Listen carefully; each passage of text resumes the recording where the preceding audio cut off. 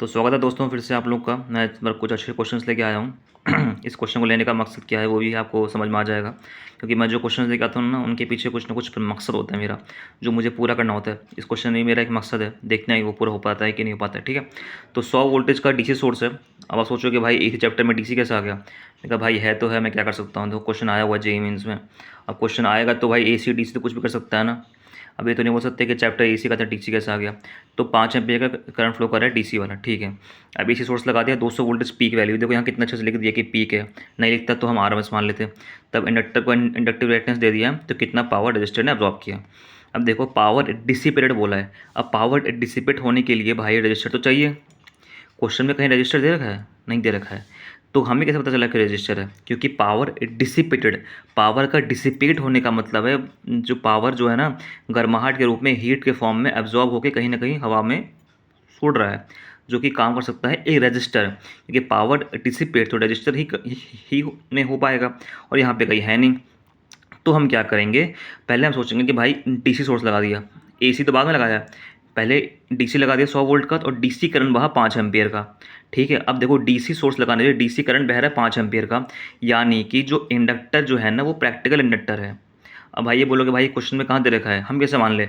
तो भाई अगर डीसी सोर्स लगाया तो करंट कैसे बह गया, करंट बह रहा है ना डीसी करंट। इसका मतलब क्या है कि प्रैक्टिकल इंडक्टर की बात हो रही है।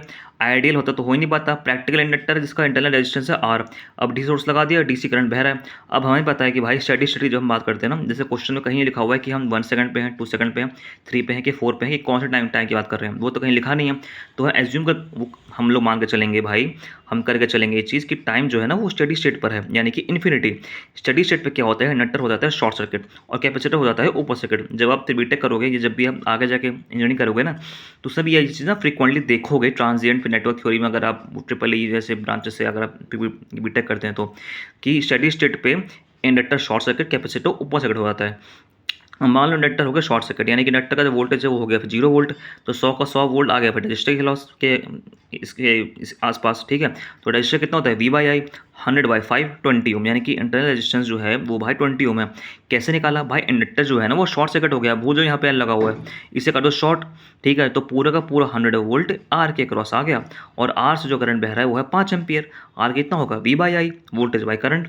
अब इंडक्टर शॉर्ट सर्किट हो गया। अब मैंने कहा कि ये बीटेक में पढ़ोगे अब भाई, लेकिन कोई लोग हो सकता है ना तो पूछेंगे कि भाई कैसे हो गया।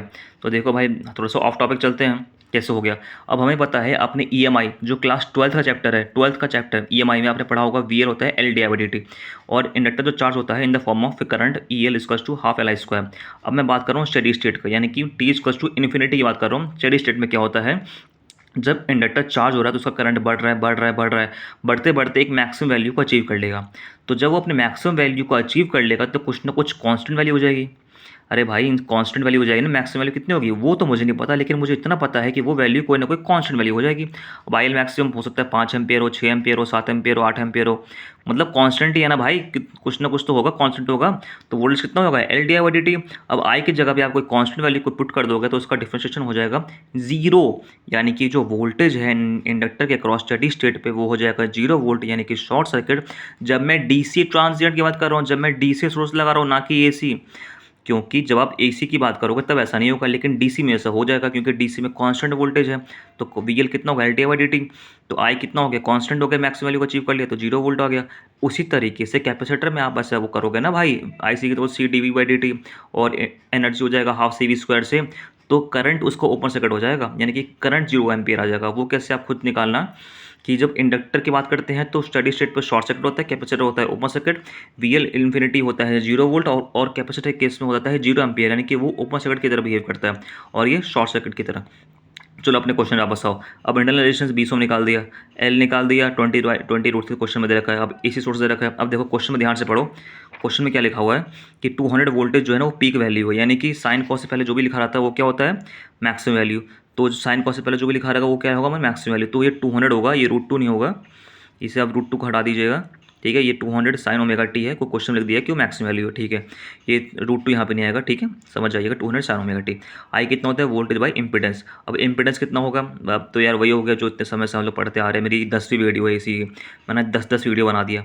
इंपीडेंस निकाल लो भाई, कितना अच्छे से निकाल के दिखा दिया, 20 का स्क्वायर, 20 √3 का स्क्वायर, 20 एग्जाम उसके आ गया ताकि हम बाहर ले सकें, कॉमन ले सकें, 40 ओम आ गया।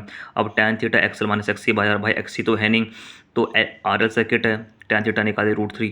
अब भाई थीटा निकाल लोगे यहाँ से tan इनवर्स √3। अब ये तो पता है ना यार, tan इनवर्स √3 60 डिग्री होता है। पावर फैक्टर होता है cos थीटा कितना होगा cos 60 कितना होता है sin 30 यानी कि 0.5। अब यार आर एल सर्किट है तो लैगिंग है भाई, यहाँ तो कुछ करना ही नहीं है भाई। लैगिंग सर्किट क्यों है? अब ये यार ये मत पूछ लेना कि लैगिंग क्यों है भाई। लैगिंग सर्किट को रोकने के लिए कैपेसिटिव नेचर होना चाहिए था, लीडिंग के लिए कैपेसिटर तो है ही नहीं। आर के अक्रॉस तो वैसे भी वो कुछ नहीं हम मानते हैं, तो लैगिंग और लीडिंग तो एल और सी करते हैं, एल है नहीं, मतलब सॉरी एल है सी है नहीं, तो इसके लैगिंग नेचर को रोकने के लिए कुछ लीडिंग के लिए कुछ कैपेसिटर होना चाहिए था जो कि है नहीं। तो क्या होगा, लैगिंग ही होगा ना यार, ये तो सीधी सी बात है। अब बोलेगा भाई tan इनवर्स √3 तो नहीं पता, हम तो tan थीटा ऐसे निकाले, पावर फैक्टर निकाले, हम तो पावर फैक्टर r/z से निकालेंगे। मैं कहा ठीक है भाई, पावर फैक्टर r/z से निकालो, 0.5 आ गया लैगिंग। अब जिसको tan इनवर्स √3 नहीं पता वो तो फंस जाएगा, लेकिन उसके अल्टरनेटिव अप्रोच बता दिया। tan इनवर्स √3 60 डिग्री आ गया, पावर फैक्टर cos थीटा निकाला, 0.5 आ गया। अब कोई बोला नहीं भाई मेरे को 10 नहीं निकाला, मेरे को तो नहीं आ जाता एग्जाम में, तो ठीक है यार तू ऐसे कर ले भाई, पावर फैक्टर r/z हो गया 0.5।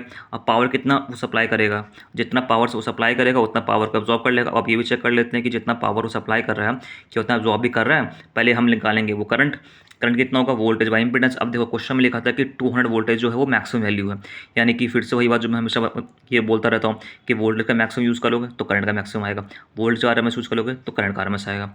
मैक्सिमम क्यों लिखा मैंने, क्योंकि हमने वोल्टेज का मैक्सिमम यूज़ किया जो कि क्वेश्चन में दे रखा था। तो 5 एम्पेयर आ गया, RMS हो गया 5/√2। अब कितना पावर किया गया वो सप्लाई इसी सोर्स द्वारा, 200/√2 यानी कि RMS इंटू cos थीटा, बस डाल दिया। अब मैक्सिमम था मैक्सिमम/√2 कितना अच्छे से निकाला 250 वाट, यानी कि सोर्स ने 250 वाट सप्लाई किया, क्या उतना लोड ने अब्जॉर्ब किया, IRMS का square into load resistance. RMS कितना है 5/√2, क्योंकि ये तो मैक्सिमम है ना, तो 5/√2 का स्क्वायर इंटू 20। जब आराम से मैंने सॉल्व किया भाई तो 250 वाट आ गया, यानी कि AC सोर्स ने जितना एक्टिव पावर सप्लाई किया उतना रजिस्टर ने एक्टिव पावर एब्जॉर्ब कर लिया, क्योंकि एक्टिव पावर का ड्रॉप सिर्फ और सिर्फ रजिस्टर के क्रॉस होता है। यानी कि सोर्स ने कितना दिया, जैसे मैं क्वेश्चन निकाल के बैठूँ, यानी कि सोर्स ने जो पावर सप्लाई किया वो था 250 वाट, उतना 250 वाट जो है रजिस्टर के क्रॉस गया और उसने पावर को एब्जॉर्ब करके डिसिपेट कर दिया जो क्वेश्चन में पूछा गया था। और इंडक्टर के क्रॉस कोई भी एक्टिव पावर नहीं जाता है, वहाँ पर रिएक्टिव पावर जाता है, ये मैं आपको पहले भी बोल चुका हूँ।